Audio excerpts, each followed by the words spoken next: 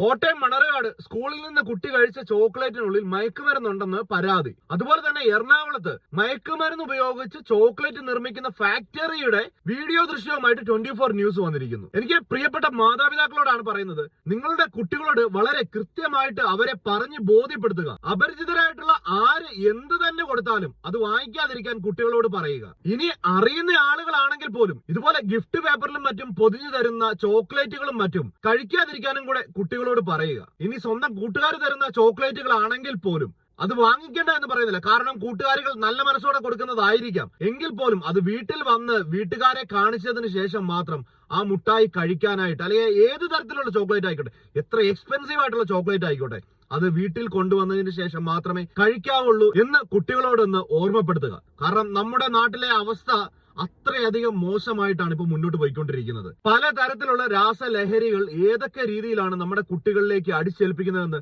പറയാൻ പറ്റാത്ത രീതിയിലേക്കാണ് നമ്മളിപ്പോ മുന്നോട്ട് പോയിക്കൊണ്ടിരിക്കുന്നത്.